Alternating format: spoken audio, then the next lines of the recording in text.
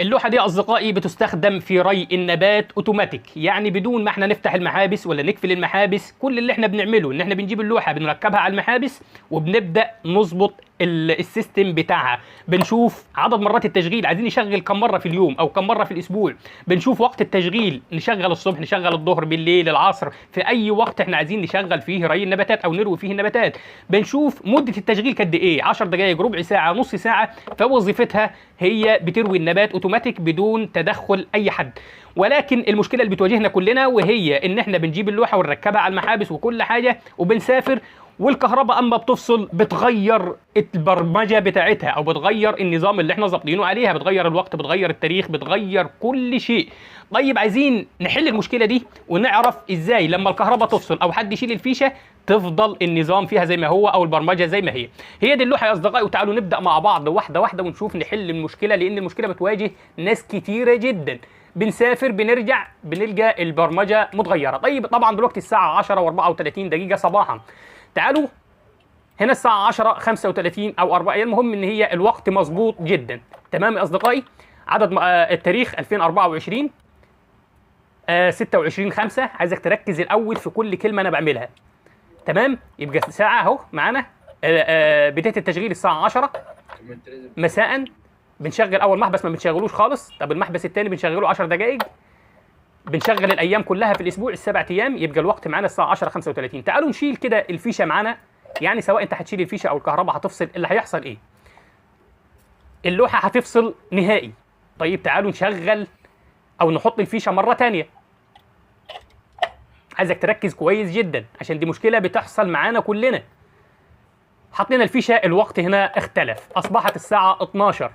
التاريخ 2013 اسف، 1/1. مش مشغل. تمام. عدد مرات هنا كنا ظابطينها على الساعه 10 بقت الساعه 3. زي ما انتم شايفين يا اصدقائي البرمجه كلها اختلفت تماما. كنا ظابطين المحبس الثاني 10 دقائق اصبح 5 دقائق، يبقى هنا عندنا الساعه 12. نشيل الفيشه مره ثانيه ونشوف المشكله فين.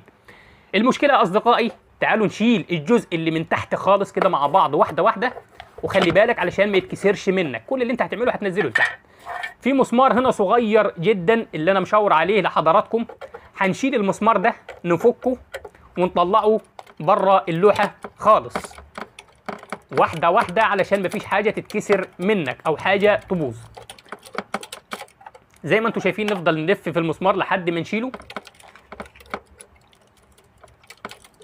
زي ما حضراتكم شايفين خلاص شلنا المسمار. هنشيل الجزء بقى اللي كان فيه المسمار. زي ما انتم شايفين هننزله لتحت. هنا اصدقائي هنلاحظ ان فيه بطاريه. البطاريه دي هي المسؤوله عن ثبات البرمجه حتى لو الكهرباء فصلت عندك، حتى لو انت شلت الفيشه. فكل اللي هنعمله هنا البطاريه اصبحت خلصانه، يعني فاصله نهائيا. هنغيرها، هنجيب بطاريه جديده، لاني هنحط البطاريه زي ما انتم شايفين. وده يا اصدقائي هو السبب في عدم ثبات البرمجه او تغير النظام اللي انت بتظبطه في اللوحه. هنحط البطاريه بتاعتنا مكانها ونركب المسمار. وبعد كده اصدقائي ان شاء الله لو الكهرباء فصلت عندك، لو انت شلت الفيشه، البرمجه هتفضل زي ما هي. النظام اللي انت ظابطه عليها هيفضل معاك لو حصل مهما حصل. يعني بمجرد ما تحط الفيشه او بمجرد ما الكهرباء ترجع مره ثانيه هتلقى النظام عندك خلاص مظبوط، مفيش مشكله خالص. هنركب الجزء بتاعنا اللي من تحت واحده واحده برضه علشان ما يتكسرش منك. وخلي بالك.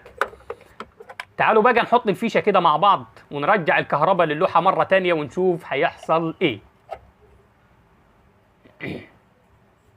طبعا هيرجع الوقت زي ما هو الساعه 12 لان احنا لسه ما ظبطناش الوقت بتاعنا 2013 اللي هو كان عليه اخر مره. تمام. هنا هنظبط بقى 2024.